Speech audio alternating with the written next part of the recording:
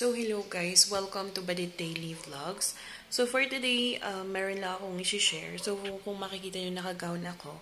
Kasi, I am currently here in the hospital since I will undergo cystectomy. So, aalisin nila yung cyst na tumubo sa aking ovary.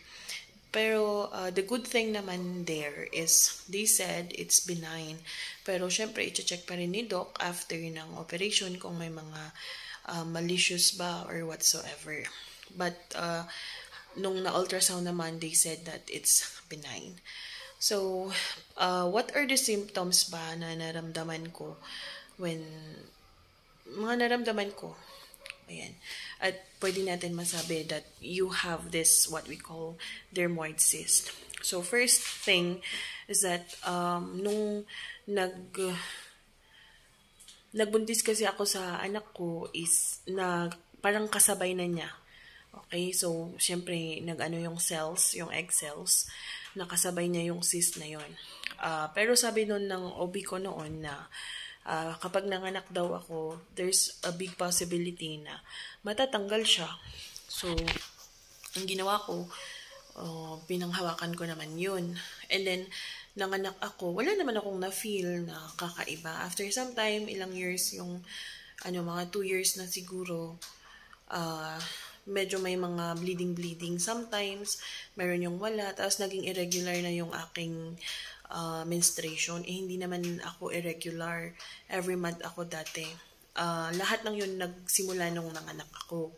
So, ayun. Tas minsan, sumasakit yung aking balakang, sumasakit yung puson ko, na walang dahilan, kahit na hindi ko period.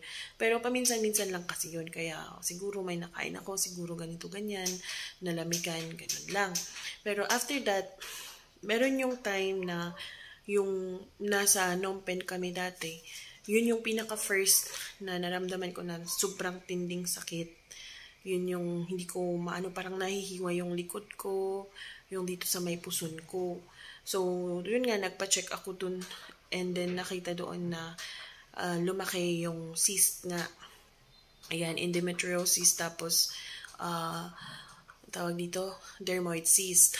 And then, syempre, ang sabi ng doctor, since malaki na, talagang surgery lang. So, sabi ko, baka pwede pang makuha ng gamot para lumiit, mag-shrink, para hindi na ako magpa-open or magpa-opera. So, sabi naman ng doctor, pag ganyang mga size na, wala na daw. So, syempre, nung nakauwi na kami dito sa Pinas, nagpa-second opinion naman ulit ako last June. So, the same din yung findings nila na I have dermoid cyst and wala ka namang dapat ipag-alala kasi daw benign siya. Yun nga lang, may nakita ulit na mga bukol-bukol. But then, bumalik ulit ako this August. First week of September. At ayun nga, nakita na wala naman na yung mga ibang bukol-bukol. Pero talagang yung dermoid cyst ang talagang lumalaki. And ang ano daw doon, ang dermoid cyst, malaki na siya masyado. So, ibig sabihin, matagal na rin daw yun. Parang ganun.